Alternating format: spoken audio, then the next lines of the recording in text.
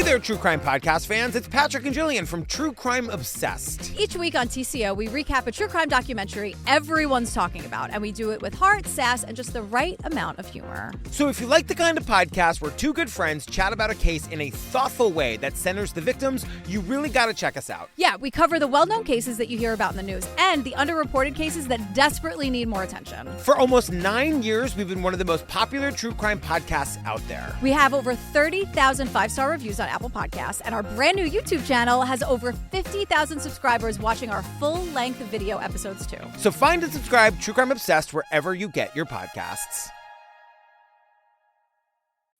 This podcast is intended for mature audiences and discusses topics that may be upsetting. For a full content warning, sources, and resources, please visit the episode notes.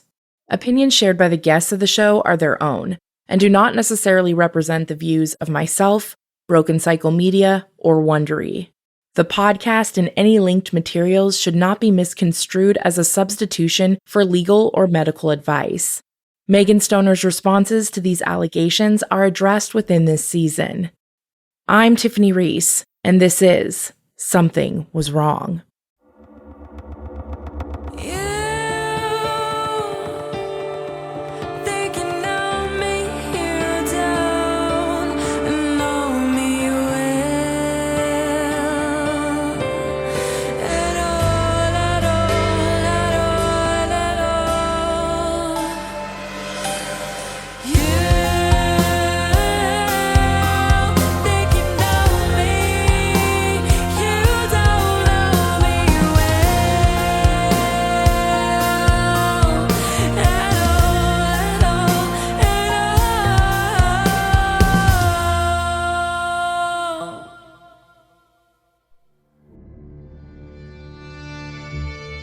Last episode, we heard a series of jailhouse calls Stoner had with Alyssa and Justin, in which Stoner admitted to making false claims in attempts to get out of jail. From lying about money once again in an effort to convince Alyssa to bail her out, and then faking a death of a fake child, these conversations illustrated once again Stoner's manipulation, lies, and next-level audacity. Shortly after Stoner admitted to lying about having a child, Alyssa, Justin, and the others from the Facebook group that would still answer Stoner's calls from time to time ceased communication with her for about a month. Many anxiously awaited Stoner's plea hearing, which took place on November 22nd, 2023. Here's journalist, sting operator, and indie community member Alyssa. We weren't really sure what she was going to do because she had gone back and forth. Even in my phone calls with her, I never really got a straight answer with her because I think in her mind, if she didn't get the plea that she wanted, she wasn't going to take a plea. And in our minds, we're thinking like, there's no way you're going to get something that satisfies you enough that you're willing to plea out and take this amount of jail time.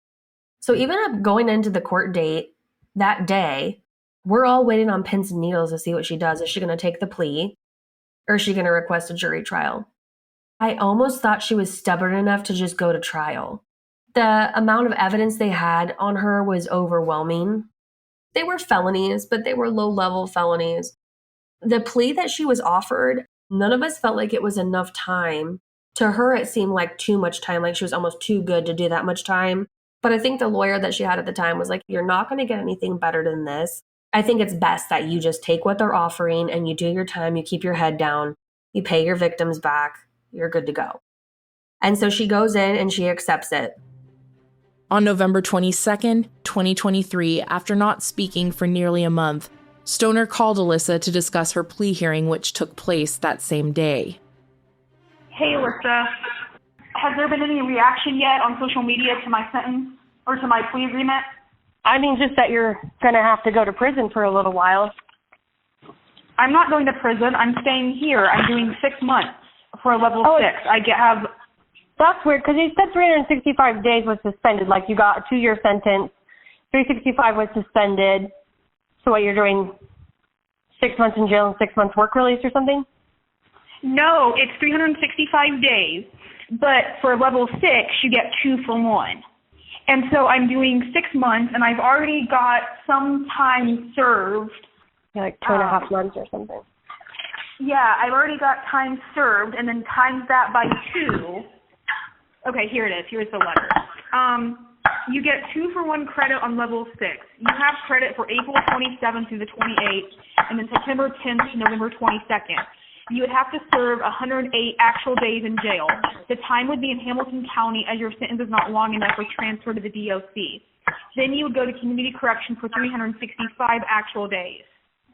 And then it's set out for sentencing because I paid back and so the prosecutor needed to verify those 2 amounts because I paid those people back, and that's noted on my case, at least. Yeah, so I only pled guilty to 2 counts. They threw out 7 charges.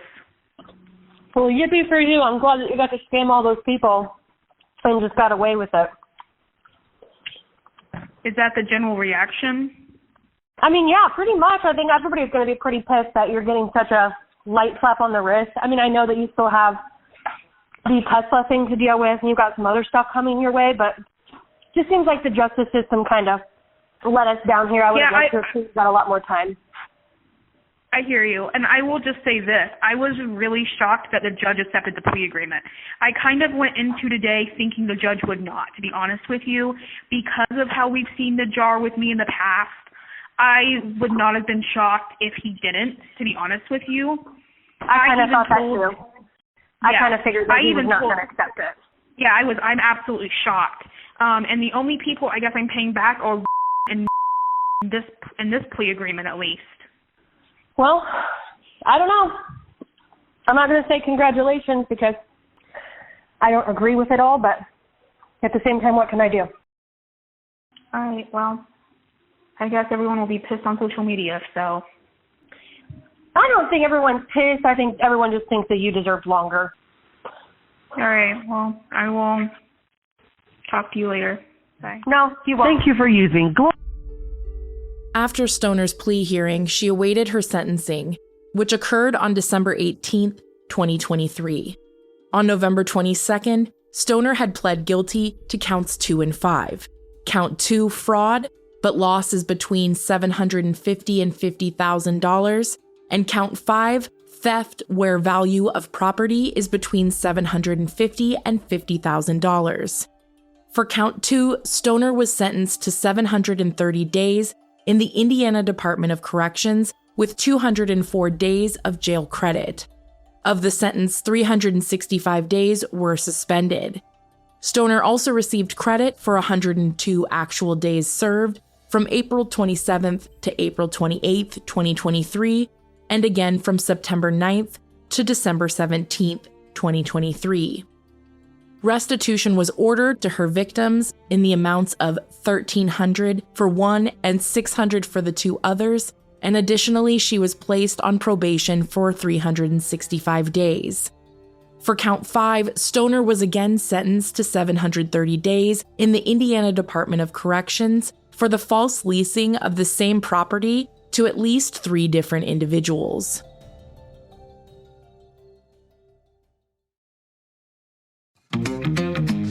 Hey there, True Crime Podcast fans. It's Patrick and Jillian from True Crime Obsessed. Each week on TCO, we recap a true crime documentary everyone's talking about, and we do it with heart, sass, and just the right amount of humor. So if you like the kind of podcast where 2 good friends chat about a case in a thoughtful way that centers the victims, you really got to check us out. Yeah, we cover the well-known cases that you hear about in the news and the underreported cases that desperately need more attention. For almost 9 years, we've been one of the most popular true crime podcasts out there. We have over 30,000 5-star reviews on Apple Podcasts, and our brand new YouTube channel has over 50,000 subscribers watching our full-length video episodes too. So find and subscribe True Crime Obsessed wherever you get your podcasts.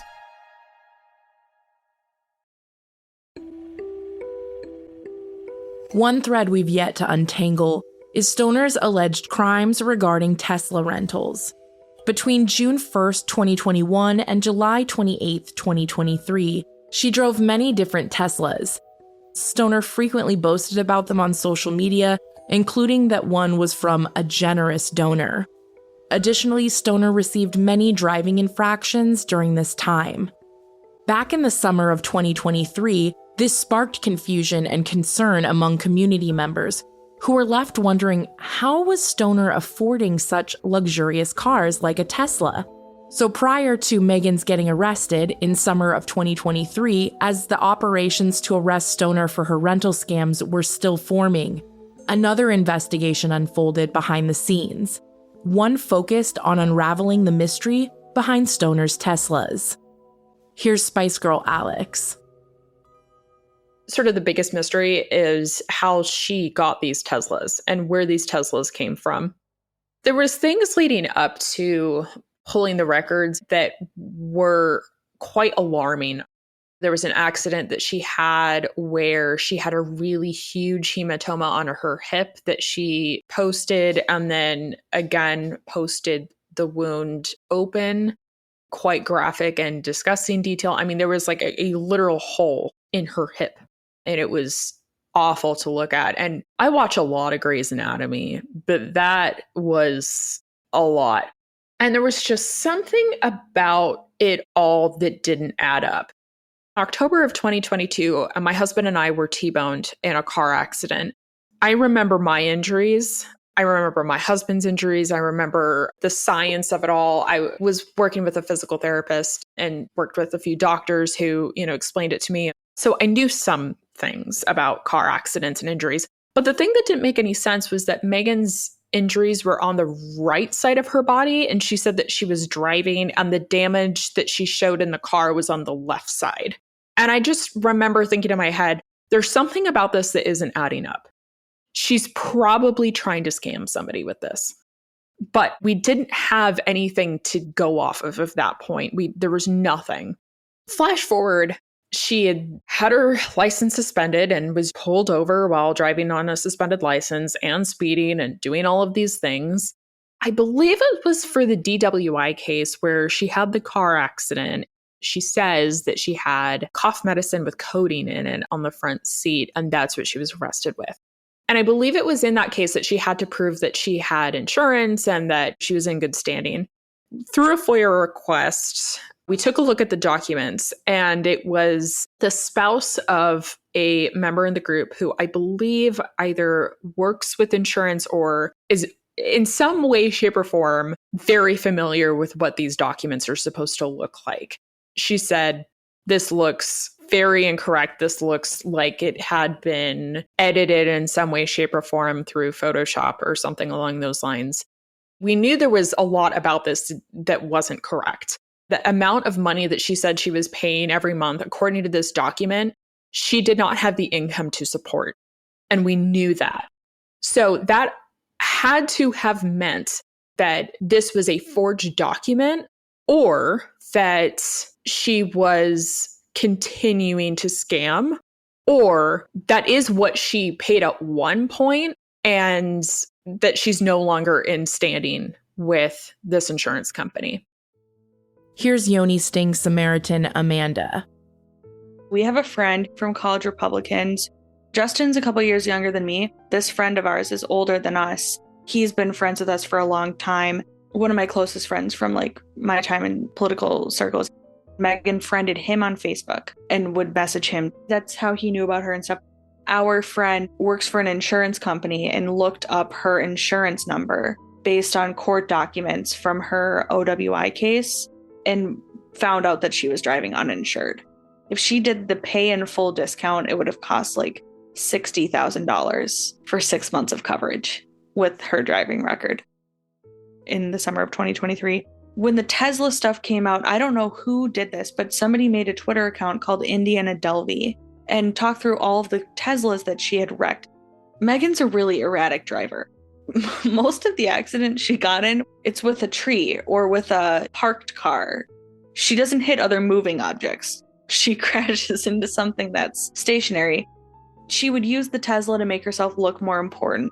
She would claim that the Tesla was gifted to her by a donor. Or she would say, "I'm kicking ass and taking names in my Tesla because I'm a high-powered political consultant." Here's Alyssa again.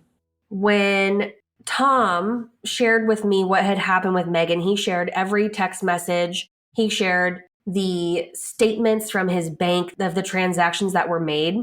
At one point, I was looking through those transactions and I saw a transaction to a man. Sometimes Megan would ask Tom for money and she would say, I need you to pay this person for me. I need you to send it to this person. And a couple of times that she said, I need you to send it to this person, she was sending it to the owner of the Tesla. She was personally having Tom send money to the people that she owed money to rather than sending it directly. She was having him pay for her debts. And at this time, the Tesla owner's name had never been released to the group.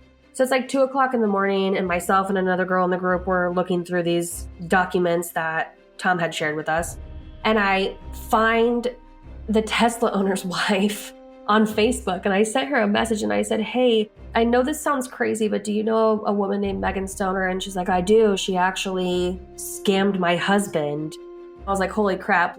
If Alex hadn't figured it out the moment she did, I would have figured it out right there. Here's Alex again. I think it was honestly to keep up appearances. For her, the Tesla is a sign of success and of wealth. I'm a car person. I used to work at a motorsport museum. My parents were drivers in British community rally circuits. I grew up around cars. I want to know how on earth she was able to get this because I drive a Chevy Bolt, which is an electric car. I know how much my car costs, and I'm also looking at this Tesla, which I think it was like 75 grand new. How is this making any sense? So I decided that we need to get down to the bottom of this because this has to statistically be an instance where she's taking advantage of somebody else. Because there's no way, shape, or form she's able to afford this and the insurance. The thing that surprised me the most was that under the lien holder in the document, it was Steven's name. And I thought that was really interesting because for me, I had just bought a car and the lien holder is my bank.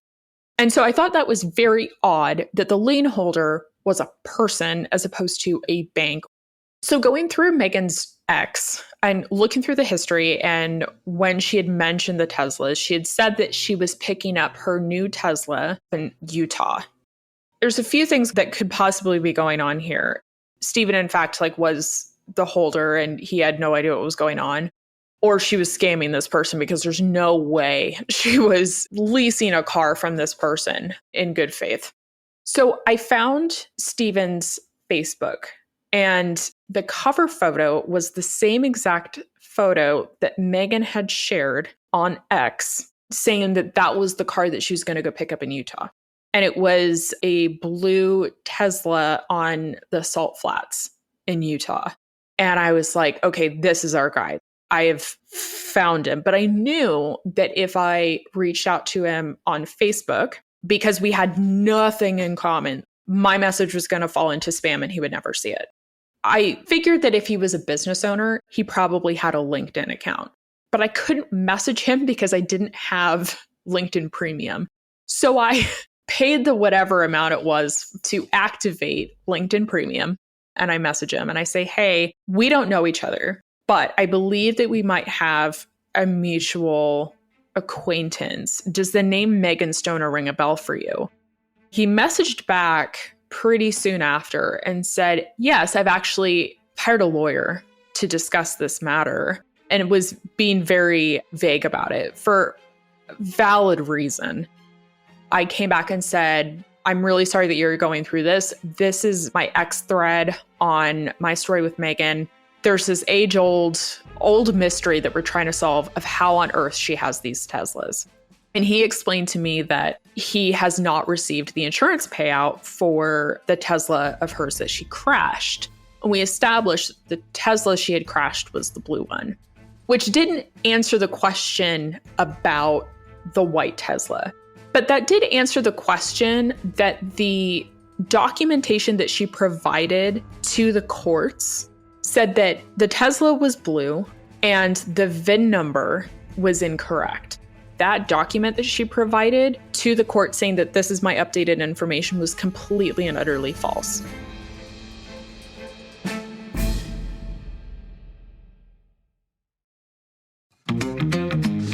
Hey there, true crime podcast fans. It's Patrick and Jillian from True Crime Obsessed. Each week on TCO, we recap a true crime documentary everyone's talking about, and we do it with heart, sass, and just the right amount of humor. So if you like the kind of podcast where two good friends chat about a case in a thoughtful way that centers the victims, you really got to check us out. Yeah, we cover the well-known cases that you hear about in the news and the underreported cases that desperately need more attention. For almost 9 years, we've been one of the most popular true crime podcasts out there. We have over 30,000 five-star reviews on Apple Podcasts, and our brand new YouTube channel has over 50,000 subscribers watching our full-length video episodes too. So find and subscribe True Crime Obsessed wherever you get your podcasts.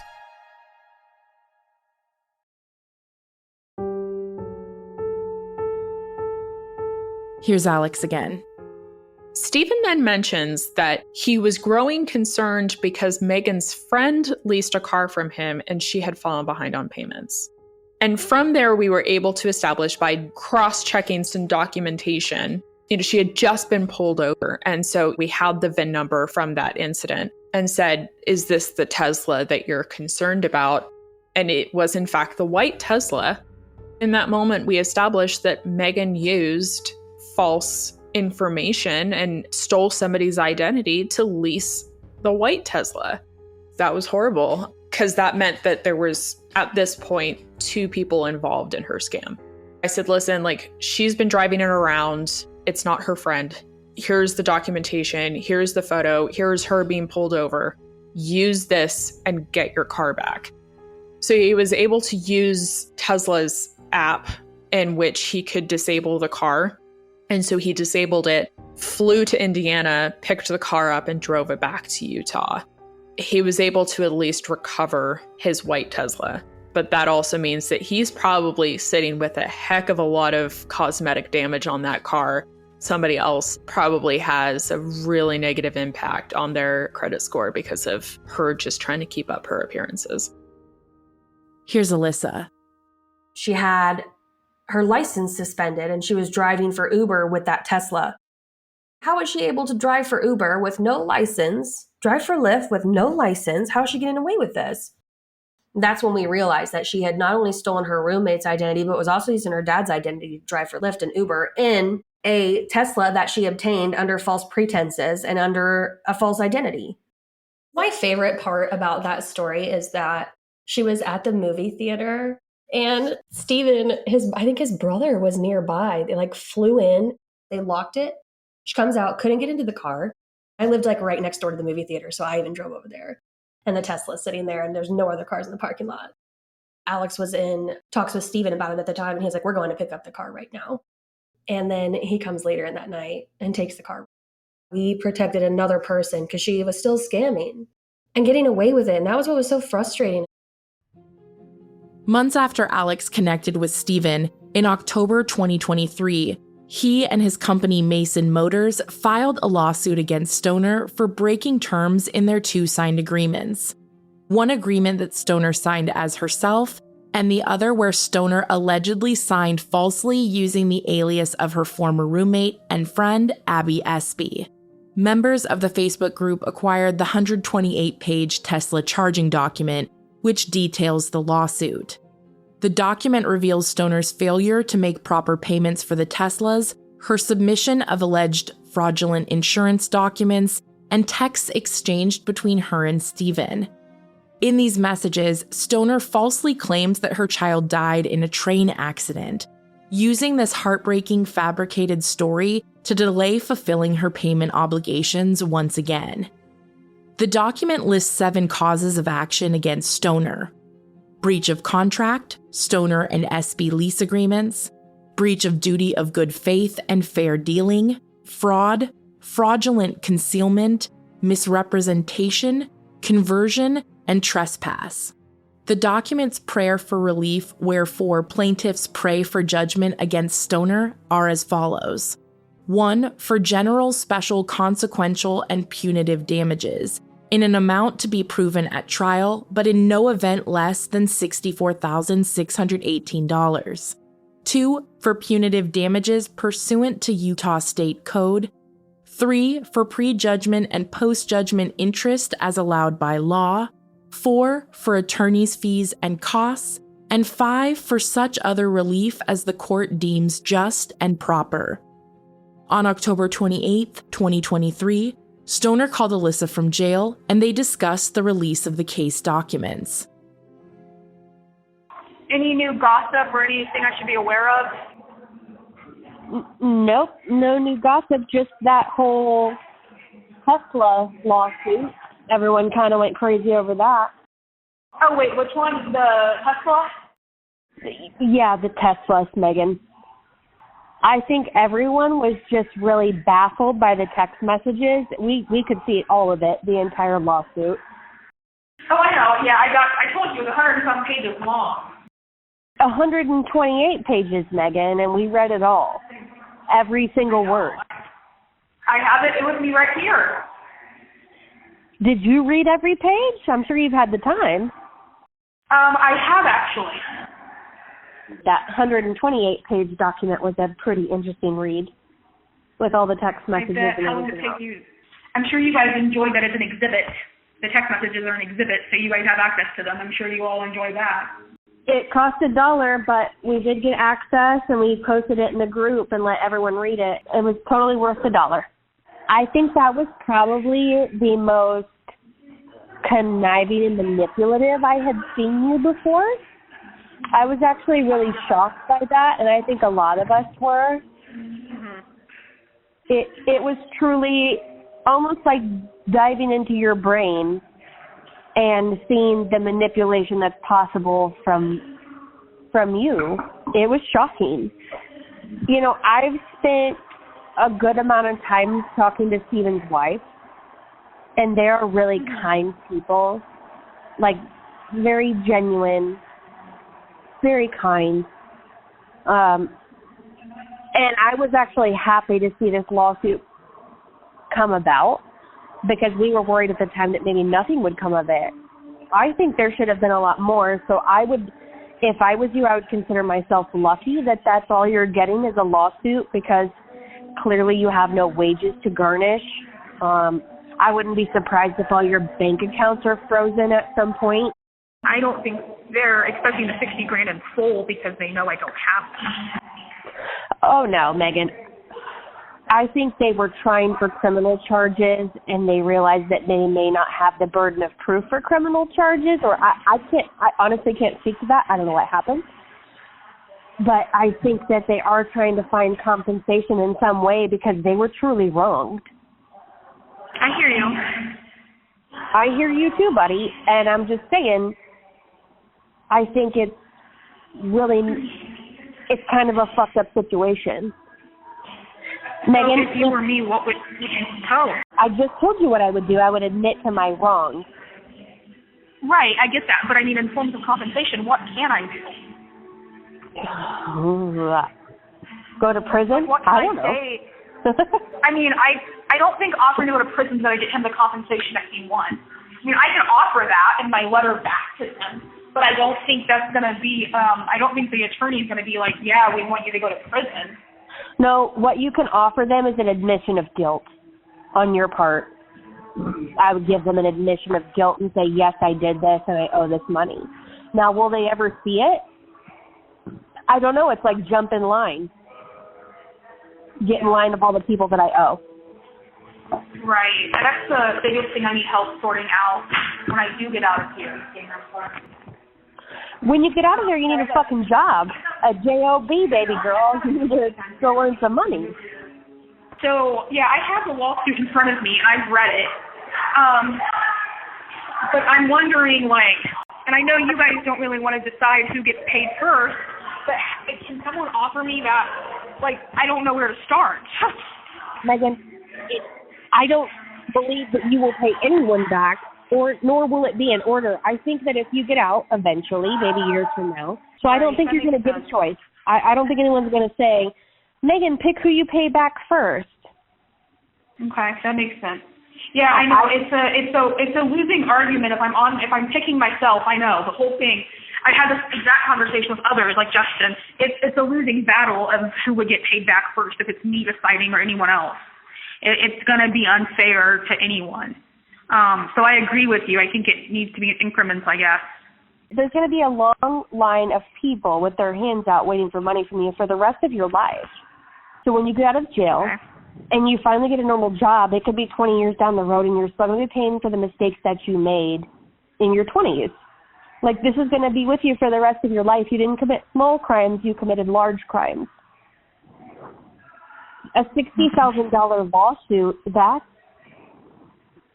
Megan, that's like a third of a home. And that's just one. I mean, I think we added up how much you owed in total, and we're coming up close to like $200,000. I was going to say probably $500,000. You know what, Megan? I wouldn't be surprised. Do the Masons know that I'm currently in jail at least? They do. I have spoke to Miss Mason a few times. I think Alex has spoke to Steven. We've definitely been in contact, and they do know that you're in jail. Okay. Because I tried calling the attorney's office, and I'm not getting through, so I don't know I don't know what else to do right now. Like your public defender? No, I've tried calling Steven's attorney. Oh. I don't know if they'll speak with you directly. I would highly doubt that. Well, they did before, and I was calling because I want to settle this, but even if I send a letter, I don't think it's going to make it a week or 2 weeks. What do you mean settle this? You don't have any money.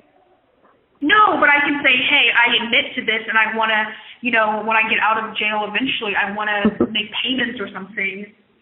No, don't do that. No, I'm laughing because you said, no, you don't have any money, which I knew the whole time. Yeah, I don't have any money right now. I'm in jail. What do they call that, a Freudian slip? Because apparently you have $15,000 in the bank account. So, I mean, I don't know.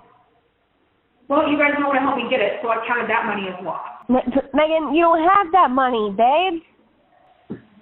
Okay.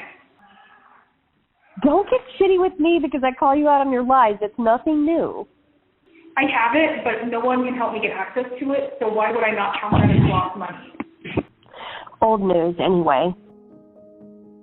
Today, consideration of criminal charges regarding the alleged identity theft related to the civil case regarding the Teslas is ongoing. On July 5th, 2024, an order was issued to domesticate foreign judgment for Mason Motors LLC to move the lawsuit from Utah to Indiana, meaning the Utah court's judgment where the lawsuit was initially filed will now be recognized in Indiana. The judgment in Indiana will be treated the same as any judgment issued by an Indiana court, meaning that the creditor, Mason Motors LLC and Stephen Mason, can take steps to enforce the judgment, such as garnishing wages or seizing assets in Indiana to collect the amount owed. The judgment amount is $68,002.10. Jumping back a bit, amidst Stoner's Tesla lawsuit, she was sitting in Hamilton County Jail from September 9th, 2023 to March 7th, 2024, when she was granted release into Hamilton County Community Corrections. Community corrections programs oversee persons convicted of crime outside of jail or prison and are administered by agencies or courts with the legal authority to enforce these sanctions. After only 27 days of her community corrections program release, on March 29th, 2024, Stoner's mom, Gail, tragically passed away unexpectedly. Nearly a month later, on April 22nd, 2024, after 2 notices of noncompliance were filed and submitted against Stoner, her community corrections program was terminated, and she was then sent back to Hamilton County Jail the same day.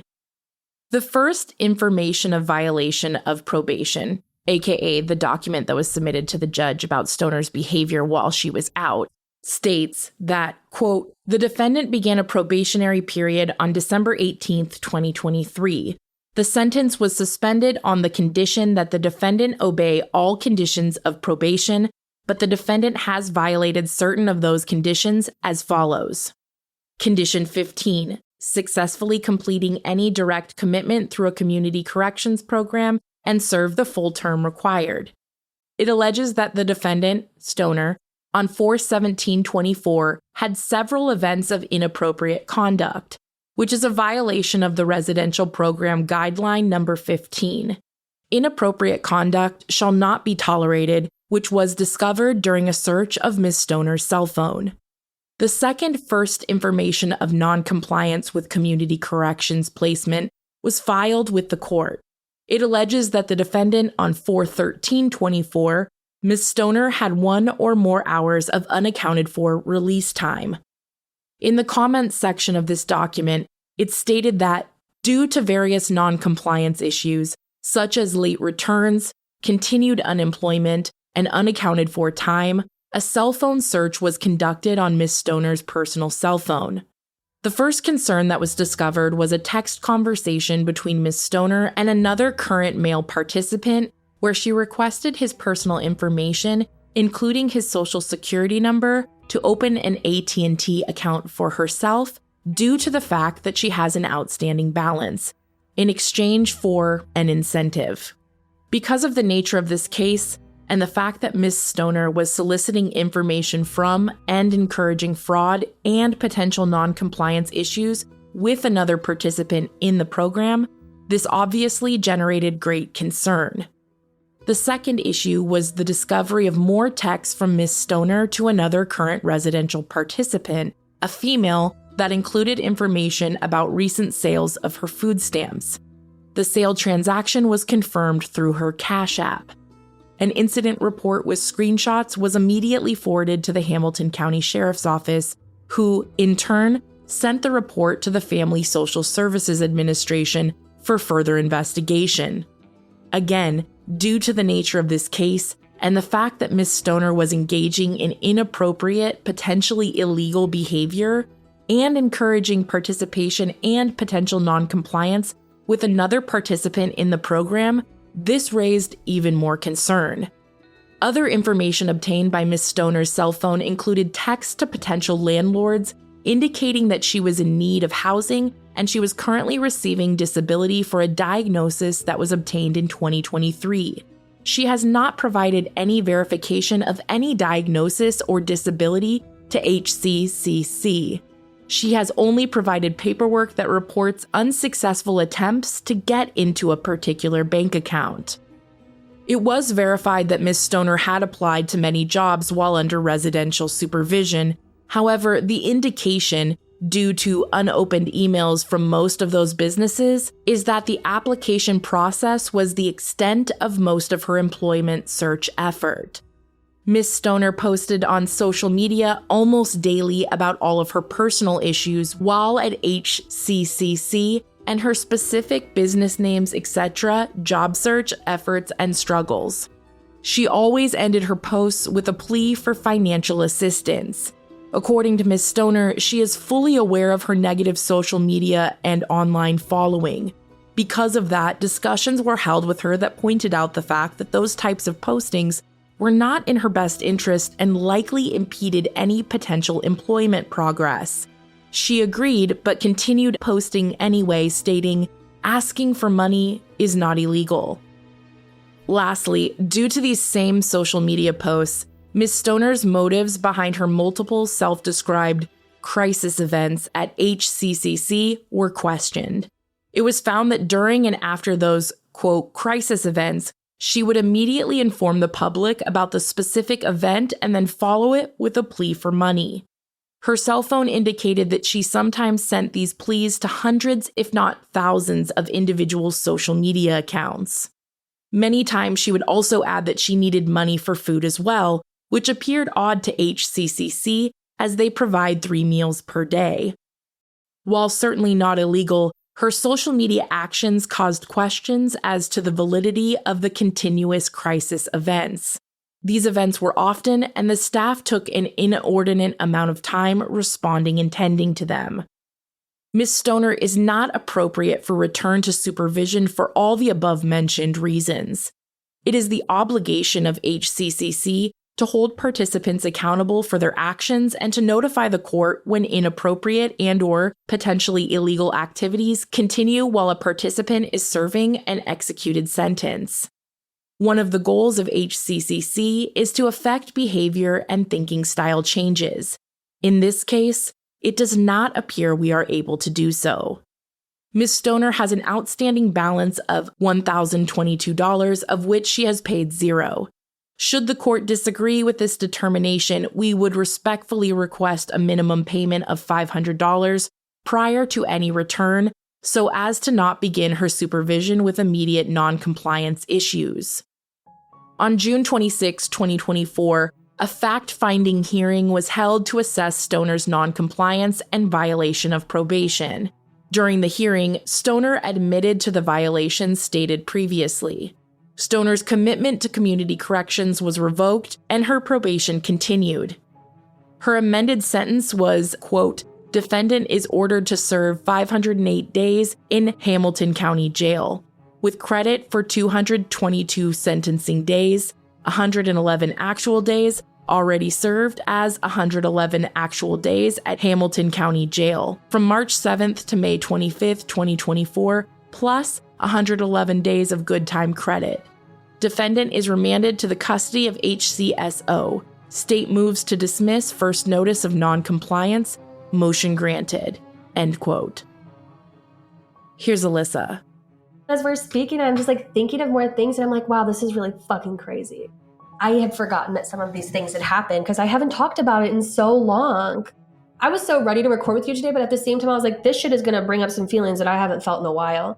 Because I'm not a victim. That's the whole thing. But I was so closely invested in all of this. And both times, the first time we didn't get her arrested, but the second time, like, it was me. I got to make that call. After I screamed at her on the phone and told her, like, I'm going to get you arrested. I don't care what it takes. I was the one that got to make the call the next time, which was also sweet fucking justice. It was just like such a good feeling. I had chills when I heard the trailer. When I heard Tom's voice, that's probably when it hit me the hardest. Not only did the rest of us who had put our blood, sweat, and tears into bringing this bitch down need this, but he needed this. He needed somewhere to go on and tell his story and exactly what happened in his own words. After everything, I feel like this is the icing on top of the cake for me. First episode, I'm listening to it and I'm like, everyone is about to know who you are. When I said that to her, it was so true. For so long, I thought this story would never really get the traction that it needed, and now it has. I'm so fucking excited. I just remember that first call with you. I think Alex and I were like 45 minutes into talking to you and you're like, dude, holy shit. There's no way we could fit this into an episode, and we had just barely cracked the surface. We were just trying to tell you the most significant things that we could to get your attention. When I heard how excited you were and how much you were ready to like bite into this, even though it's a lot. Megan is a lot. This story, for anyone else listening, would think that it was not true. But with it being so public and with it being online and with her leaving such a trail behind her, it really has made it easier to kind of pass the torch on to you. Like, look, this is what we have. And you have taken all of that information and made it into these like beautiful Word documents and timelines. If there was anybody that could have done it, it was you. And you've done it so beautifully.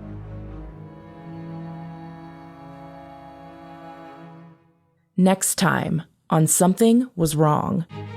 Before you talk to her, she's going to approach you as, I've made some mistakes in my life. I'm trying to right my wrongs. It's been really hard to be under this amount of scrutiny. She's going to come off as the most pathetic person you've ever met, and you're going to come away feeling very gaslit and probably even questioning, is it the right thing to do? Now, currently pending, we talked about this a little bit the last call, but you have 2 driving on a suspended license, and then the theft is really like the 3 items that could potentially result in jail time. And your counsel is saying that you will most likely not serve time for those items? They're misdemeanors, and I have proof, but I will respect the justice system and let it play out. I posted it and said, hi, I'm looking for people who may have interacted with Megan Stoner in this group.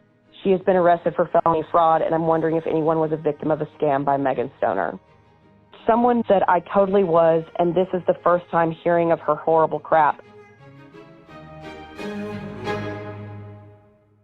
Thank you so much for listening. Something Was Wrong is a Broken Cycle Media production, created and produced by me, Tiffany Reese. Thank you so much to our associate producers, Amy B. Chesler and Lily Rowe. Thank you to our audio engineer, Becca High, and our social media marketing manager, Lauren Barkman of Luxury Media. Additional thanks to our partners, Grant at Wondery, Marissa, Travis, and our team at WME, Jason and Jennifer at KSCO, our cybersecurity team, Darkbox Security, and my lawyer, Alan. And to all of you who make our show possible with your support and listenership.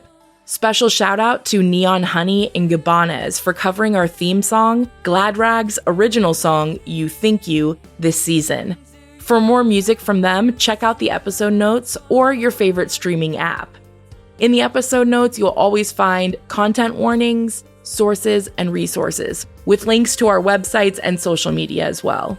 Thank you so much to every survivor and ally who has trusted us to help share their stories. We are forever grateful. Until next time, stay safe, friends.